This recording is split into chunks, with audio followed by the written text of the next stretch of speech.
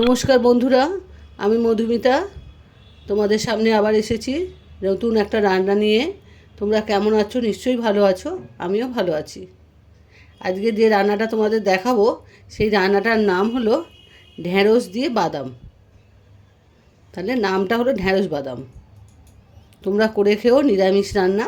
নিরামিষও বলবো না, এটা আমিষই বলতে পারো, পেঁয়াজ রসুন আছে। আর যারা পেঁয়াজ রসুন খাও তাদের আলাদা ব্যাপার, পেঁয়াজ রসুন আছে, যে নিরামিষ নয়। ঢ্যাঁড়স বাদাম, এই ঢ্যাঁড়স বাদাম রান্নাটা তোমাদের করে দেখাচ্ছি। কী কী লাগবে সেটা বলে দিই। ঢ্যাঁড়স এই যে এরম এরম সাইজের কাটবে, বেশি বড়ও নয় বেশি ছোটও নয়, মাঝারি সাইজের। ঢ্যাঁড়স, পেঁয়াজ বাটা, আদা রসুন কাঁচা লঙ্কা বাটা, চীনা বাদাম সেটাকে বেটেছি, ঢ্যাঁড়স বুঝে বাদাম নেমে, আর দুধ, এটায় জল পড়বে না, আর নুন হলুদ লঙ্কার গুঁড়ো, নুন মিষ্টি এগুলো যেরকম লাগে সেগুলো আর দেখালাম না। এগুলো মেন উপকরণ, এগুলো দেখালাম তোমাদের। তাহলে আমি রান্নাটা করি। তো বন্ধুরা, আমি ইন্ডাকশানটা চালু করে দিয়েছি, কড়াই বসিয়ে দিয়েছি। এবার আমি এটা সাদা তেলে রান্না করছি, তোমরা সর্ষের তেলেও করতে পারো। আমি এই তেলটা হলো ভেস্টিজ কোম্পানির তেল, কোলেস্টেরল ফ্রি এবং হাড়ের পক্ষে খুবই ভালো। এই তেলটা আমি বেশিরভাগ রান্নায় ব্যবহার করি, সর্ষের তেল খুব কম ইউজ করি। এবার আমি তেল দিচ্ছি, 1 চামচের মতো তেল দেব।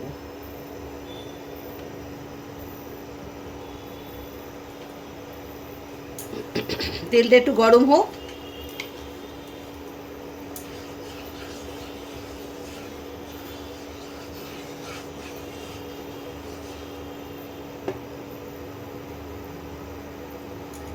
প্রথমে এই ঢ্যাঁড়সগুলো ভেজে নেব।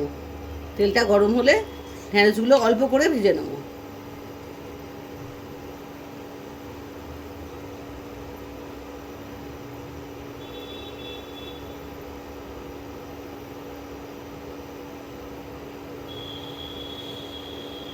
তেলটা গরম হচ্ছে, আমি এবার ঢ্যাঁড়সগুলো দিয়ে দিচ্ছি।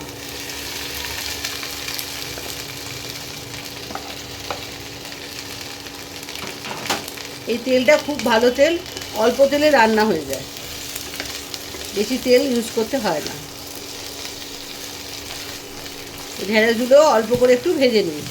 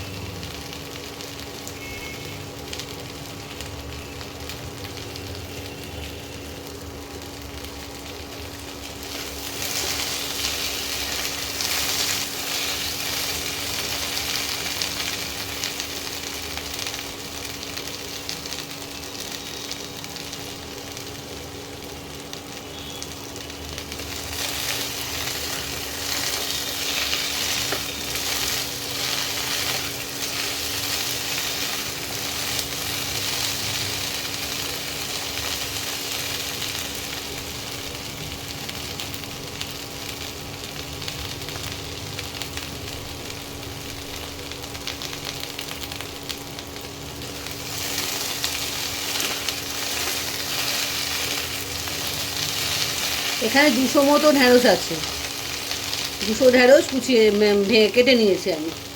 আর বাদাম 50 গ্রামের মতো বেটেছি, 100 নয় 50 গ্রামের মতো বাদাম বেটেছি, চীনা বাদাম।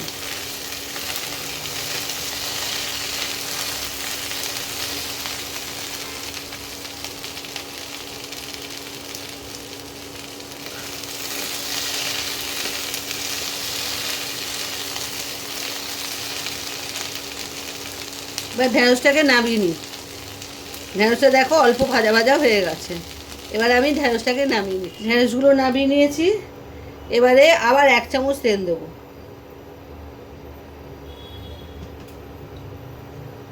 এই তেলটা গরম হোক।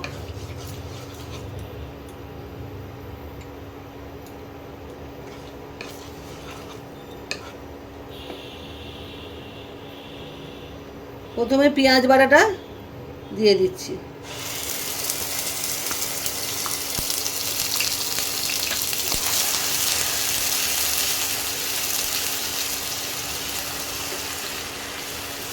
একটা মাঝারি সাইজের পেঁয়াজ বেটে দিয়েছি।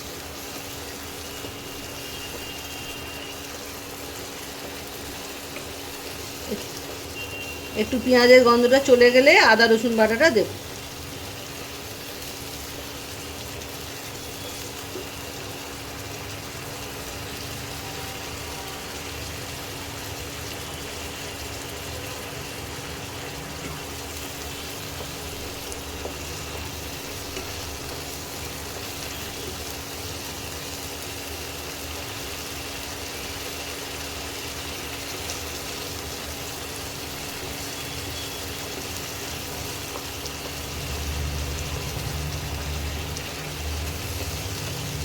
এবারে আদা রসুন আর কাঁচা লঙ্কা, 8-10টা কোয়া রসুন, 4-5টা কাঁচা লঙ্কা আর 1 কোয়া হবে আদা, এই মোট বেটে এর মধ্যে দিচ্ছি।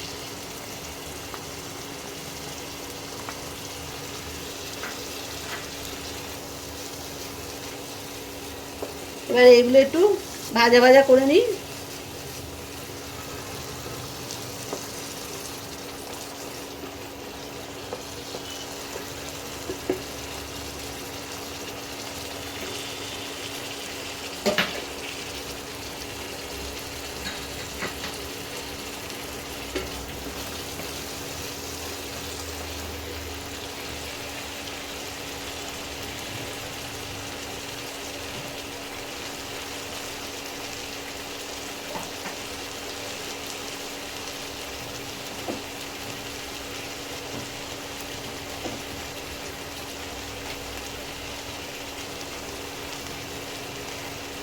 এক চামচের মতো হলুদ গুঁড়ো দেব।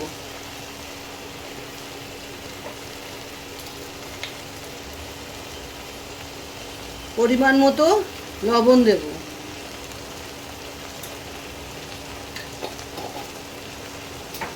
যেহেতু কাঁচা লঙ্কা দিয়েছি সেই জন্যে 1/2 চামচ মতো শুকনো লঙ্কার গুঁড়ো দেবো, বেশি দেবো না, তাহলে সবাই খেতে পারবে না।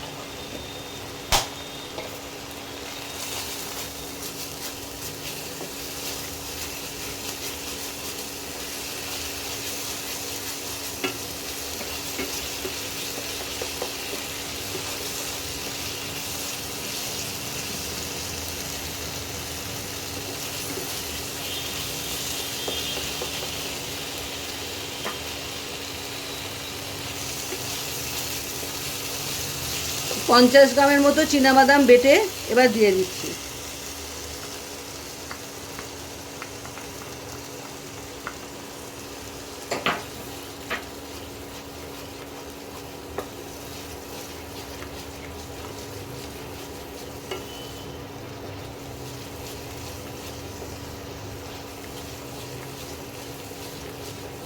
এটা একটু ভাজা ভাজা হোক, তারপরে ঢেঁড়সটা দেবো।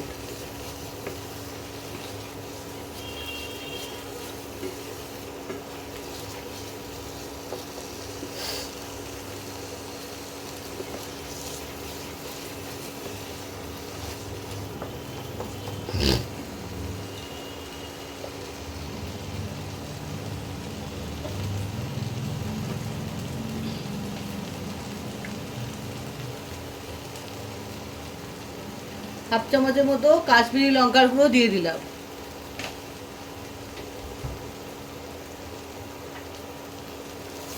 কালারটা সুন্দর হওয়ার জন্য।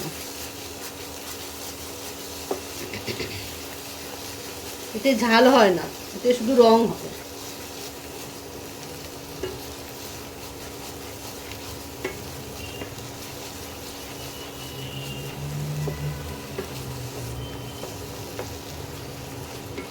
মশলা থেকে একটু তেলটা ছাড়ুক, তারপরে আমি ঢেঁড়সগুলো দেবো।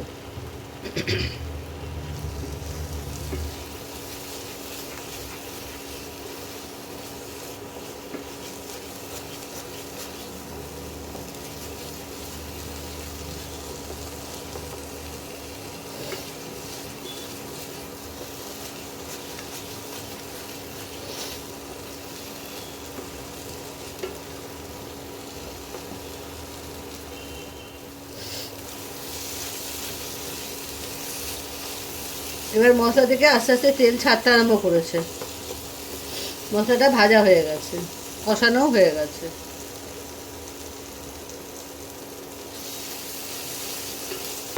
এবারে এই ভাজা ঢেঁড়সগুলো দিয়ে দিচ্ছি।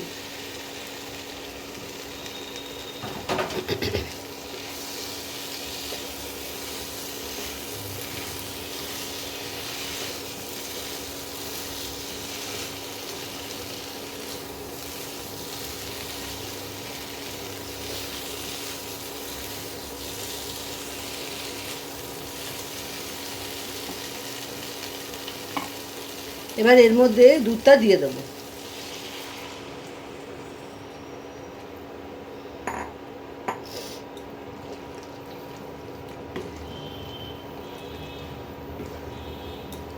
এই সময় গ্যাসটা একটু কমিয়ে দেবে, চট করে ধরে যেতে পারে। বাদাম আছে তো, আর এটা সেদ্ধ হবে না, একটু সেদ্ধ হতে দাও, তারপরেই হয়ে যাবে।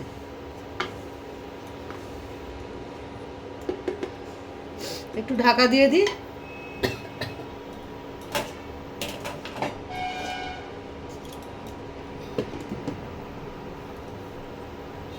5 মিনিট বাদে তোমাদের আবার দেখা। বন্ধুরা 5 মিনিট হয়ে গেছে, আমি এসেছি।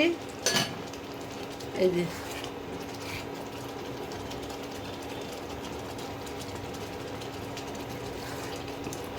এই রান্নাটা একটু কাই রেখে বন্ধ করতে হবে, কেননা এটা যেই ঠান্ডা হবে একটু বসে যাবে, বাদাম যেহেতু আছে। আর নামাবার আগে অল্প একটু চিনি দিতে হবে, হাফ চামচের মতো, কেন এই রান্নাটা একটু মিষ্টি মিষ্টি হয়। আমি হাফ চামচের মতো একটু চিনি দিয়ে দিলাম। তোমাদের ইচ্ছে হলে দেবে, যদি খাও, না খেলে দেবে না। আমাদের একটু মিষ্টি মিষ্টি খাই বলে আমি দিলাম, আর রান্নাটাও একটু মিষ্টি মিষ্টি হয়। এই হাফ চামচের মধ্যে আমি চিনি দিয়েছি, তোমাদের ইচ্ছে হলে দিও।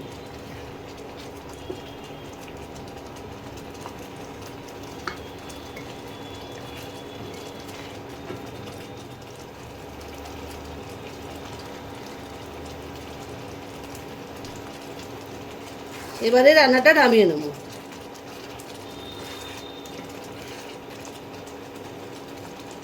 ঢেঁড়স সেদ্ধ হয়ে গেছে, আর এই কাইটা আস্তে আস্তে বসে যাবে।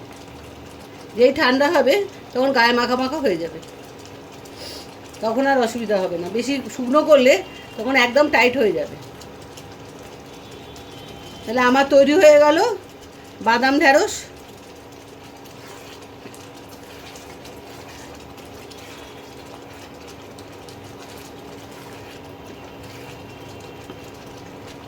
পুরো ভিডিওটা তোমরা দেখো, আর রান্নাটা করে খেও অবশ্যই। আমাকে জানাবে তোমাদের কেমন লাগলো। আর আমার ভিডিওটাকে ফলো করো আর সাবস্ক্রাইব করো। আজকে আমি আসি, আবার দেখা হবে আবার একটা নতুন রান্নার সঙ্গে। আমার সঙ্গে আবার একটা নতুন রান্না নিয়ে আসবো, সেই রান্না তোমাদের দেখাবো আর তোমাদের সঙ্গে কথা বলবো। আজকে আসি।